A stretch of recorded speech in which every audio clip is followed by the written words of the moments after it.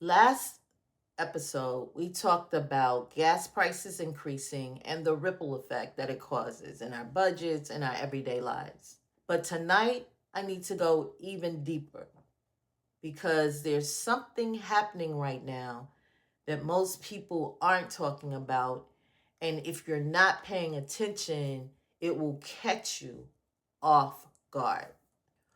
What happens when the government, our federal government, decides that your emergency is no longer their problem? And I'm not being dramatic. This is real.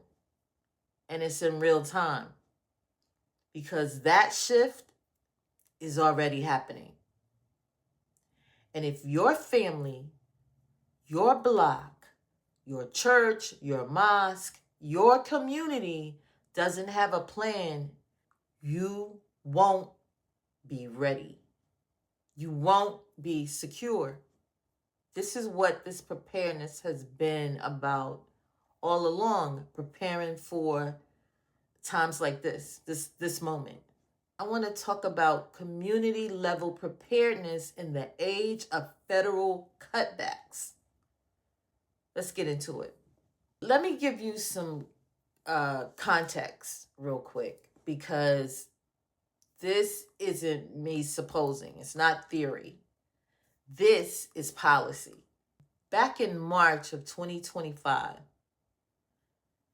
Trump signed an executive order called Achieving Efficiency Through State and Local Preparedness. It sounds bureaucratic enough, right? But what it actually does is it shifts the primary responsibility for disaster preparedness away from the federal government, and it places it on states, local governments, and individuals. And that's us, y'all. That's our cities, our counties, our neighborhoods. And then FEMA, the Federal Emergency Management Agency, started getting cut. Staff was let go.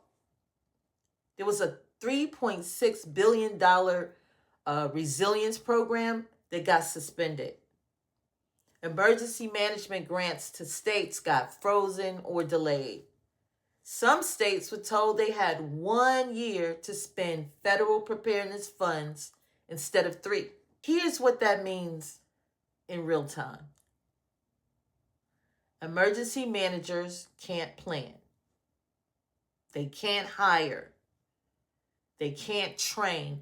And when something like a hurricane comes through, some disaster like that, the agency that used to show up first is going to be slower, leaner, and less equipped to help you. And I'm talking about the general you.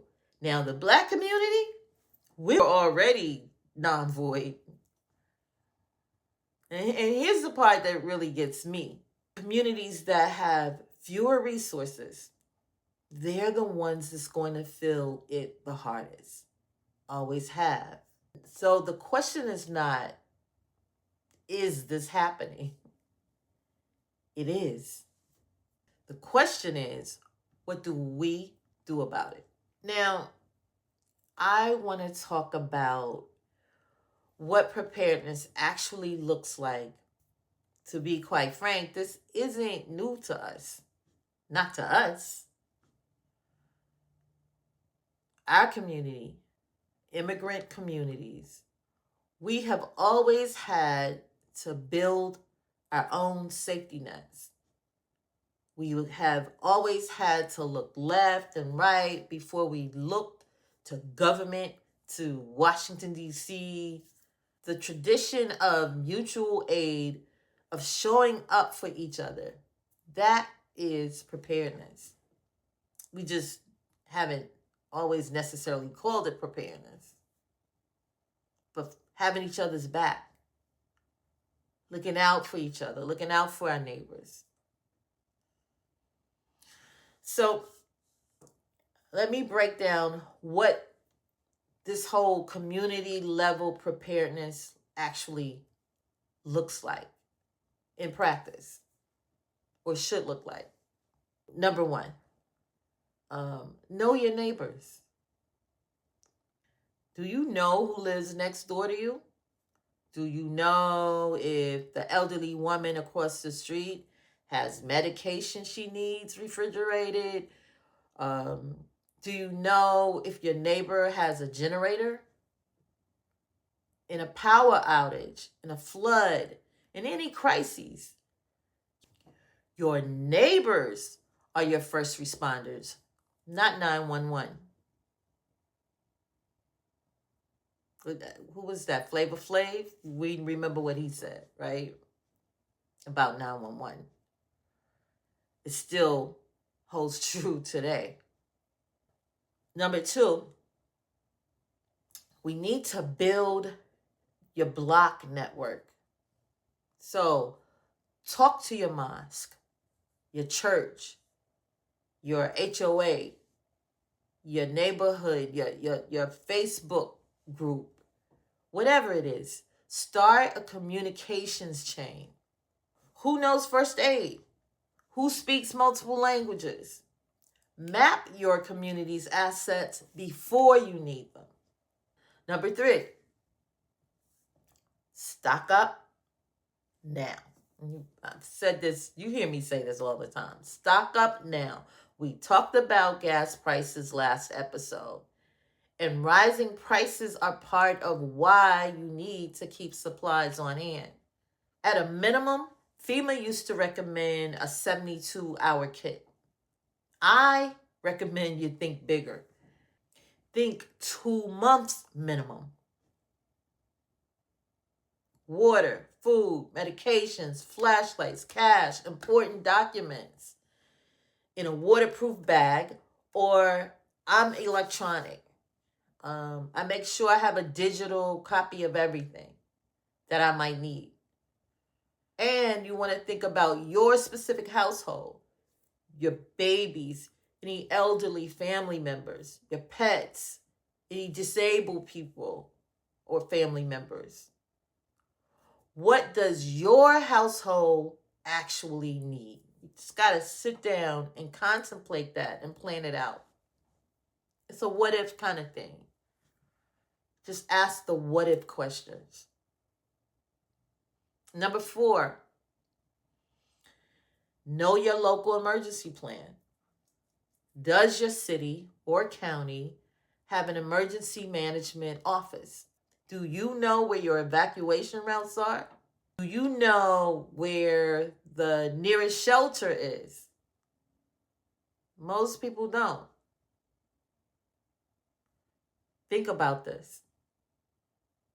Look it up tonight. Literally tonight after you watch this. Number 5, you want to build your financial resilience. A lot of disaster preparedness is repetition. I've said a lot of this before. But when I say build your financial resilience, this connects back to the gas prices conversation. When costs go up and federal support goes down, the families who are financially fragile take the biggest hit. I'm not going to tell you to have 6 months of savings overnight. That's not real life for a lot of us. I get it. But even having a small emergency fund, even 1 month of expenses, changes what's possible when things go sideways. And I want to say something else because I think it's very important.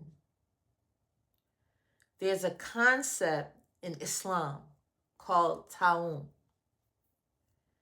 and that is cooperation, mutual support, like helping one another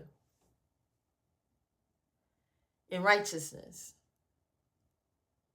There's also the prophetic tradition of preparing for what's ahead,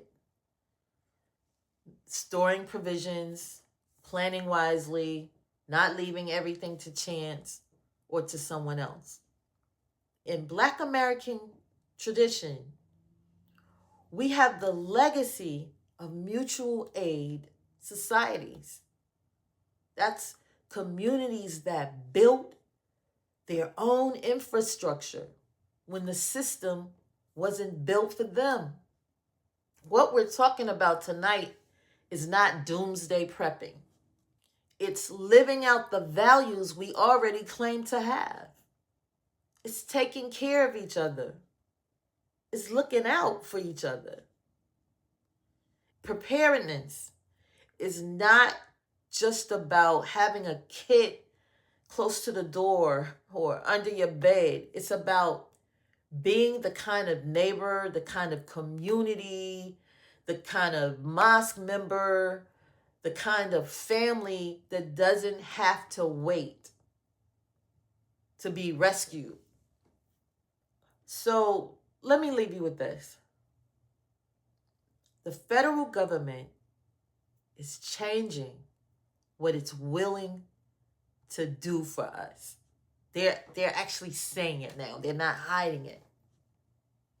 They're not playing, little political games like they say it and don't do it. They're literally telling you what they're not willing to do for us. And this is not a conspiracy. It's a policy. And our job now is to decide, are we going to wait and see what happens?